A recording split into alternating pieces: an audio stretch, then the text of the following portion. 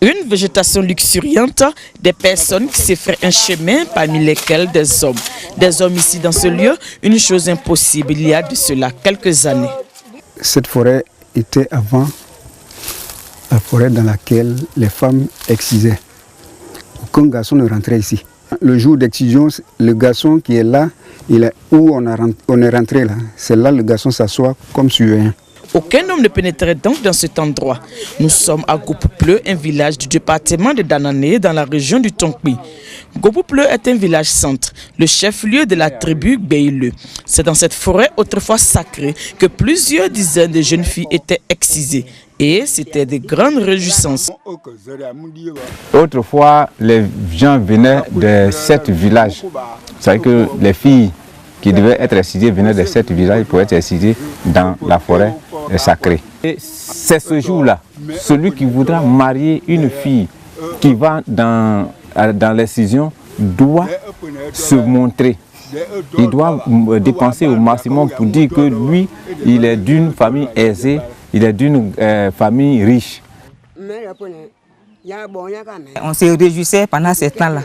Et c'est à ce temps-là que les filles qui ont des fiancés, elles vont sortir pour leur mariage. Les fiancés, d'autres peuvent les prendre en cachette la nuit parce que pour les sortir là, c'est vers la soirée. Ils les prennent en cachette et puis après les parents les poursuivent dans leur village.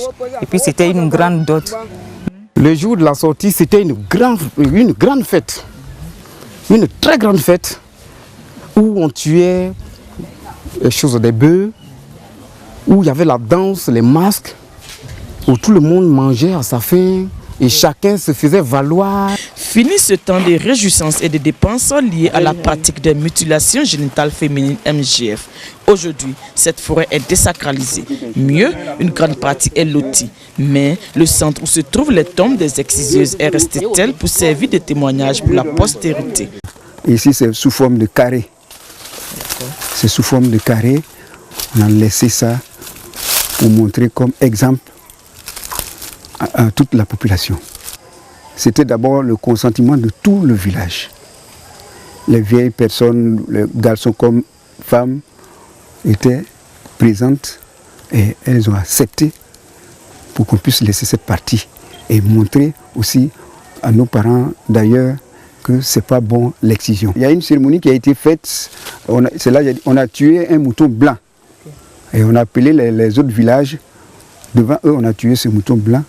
Et puis, on a dit aux aïeux d'aller dans un autre coin sacré. À Gopoupleu donc, les différentes communautés ont adhéré à l'éradication de la pratique des MGF. Un aboutissement de plusieurs années de lutte avec des sensibilisations tous azimuts. À la base, l'installation du comité de protection de l'enfance CPE, aidé par l'ONG Siloué et Save Children, sous financement de SIDA CSO. Les CPE sont venus nous sensibiliser que maintenant c'est interdit par la loi. Ils ont commencé à nous parler des conséquences que les personnes subissaient. C'est ça, vu que c'est vrai que j'ai commencé à laisser aussi. Mais je savais que quand on perd la pratique, il y a certaines filles qui saignent beaucoup. Donc là, ça avait des conséquences que nous, on ignorait. Aujourd'hui, on nous a dit de laisser, c'est vrai. Et il faut laisser. Parce que je me suis rendu compte que il y a plus d'inconvénients que l'avantage. Plus d'inconvénients que l'avantage. Oui. Et il est vraiment évident. Et c'est propre de laisser. Et nous avons décidé même de laisser complètement. Avec l'arrivée de Save, qui a appuyé Save et Siloué, qui ont appuyé le CPE, c'est-à-dire le comité de protection d'enfants, alors nos parents ont eu à laisser, à abandonner, parce que ce message-là qui dit que l'excision n'est pas une bonne chose, quand c'est rentré d'abord c'était difficile. Le comité de protection d'enfants était là, en train de faire le porte-à-porte pour sensibiliser les gens et dire les méfaits de l'excision.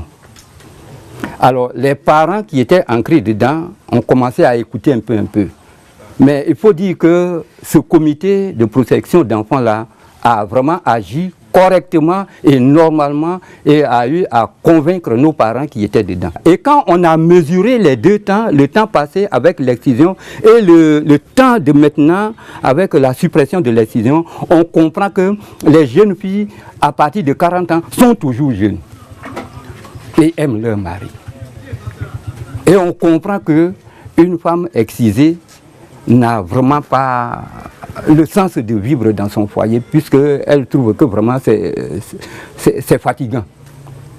Une femme excisée ne reste pas longtemps avec son mari, car celle qui est non excisée, aujourd'hui, quand tu la vois, on dirait une jeune fille à l'âge de 40 ans avec son mari, les deux vont au champ et reviennent, etc.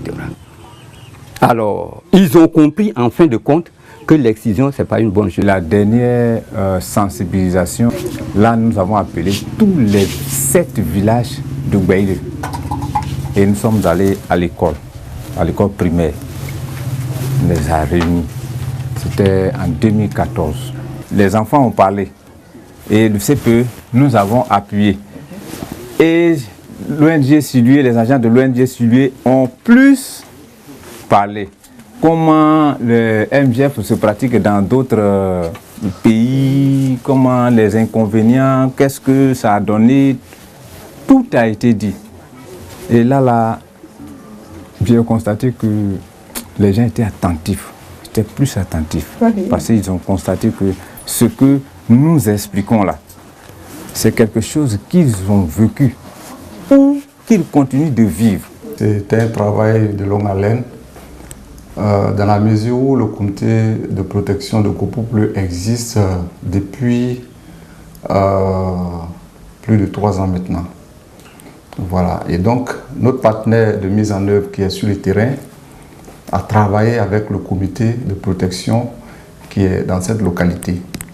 Et ils ont multiplié les actions de sensibilisation. Donc, c'est au vu des sensibilisations de proximité, des sensibilisations de masse, et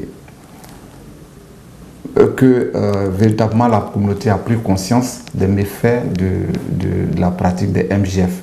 Et surtout, ces sensibilisations se sont faites avec des images à l'appui. Voilà, des images touchantes. C'est à partir de ce moment que les murmures va avoir excision ici, il va avoir excision ici, là. On a commencé à ne plus entendre, parler de ça. Les murmures des cérémonies d'excision ont cessé à Kopopleu. Les cérémonies elles-mêmes ont disparu. Un bel exemple à vulgariser. C'est un exemple de bonne pratique et nous souhaitons vulgariser cet exemple-là dans toutes les autres communautés où la pratique des MGF est vraiment ancrée dans les cultures.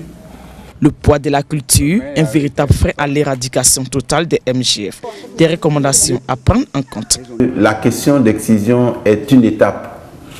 Et il reste en fait de travailler à ce que cette forêt puisse servir d'école, de sorte que nous trouvons une alternative.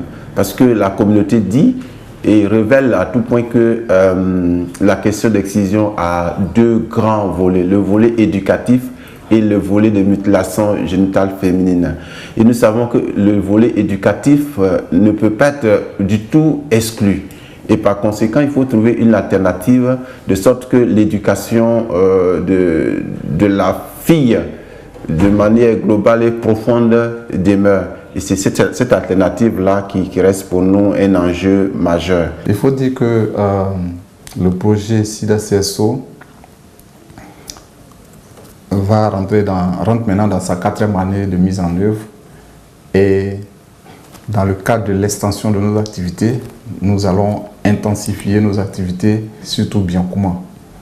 Donc, nous sommes à pied d'œuvre en partenariat avec le Centre social et notre partenaire de la société civile pour intensifier les actions de lutte contre les MGF par les sensibilisations de proximité, les sensibilisations de masse et puis surtout aussi la vulgarisation des lois qui répriment ces pratiques.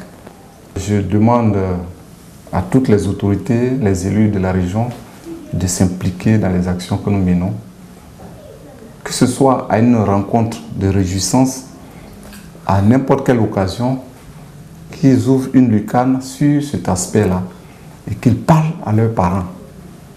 Ça sera encore la meilleure façon de contribuer à l'éradication de ces pratiques-là dans leur communauté. Il faut donc impliquer dans la lutte les leaders politiques, religieux et communautaires à l'image de ces chefs traditionnels. Ils ont pris un engagement solennel à Dakuple, localité de la sous-préfecture de Logwalé. Nous, chefs traditionnels de la sous-préfecture de Logwalé, nous prenons l'engagement de mobiliser nos communautés pour soutenir les actions du gouvernement et les institutions internationales et nationales dans la lutte contre les mutilations génitales féminines. Nous demandons à tous nos pères de s'engager à notre suite dans la lutte contre les MGF et d'abandonner toute attitude et pratique les cautionnant.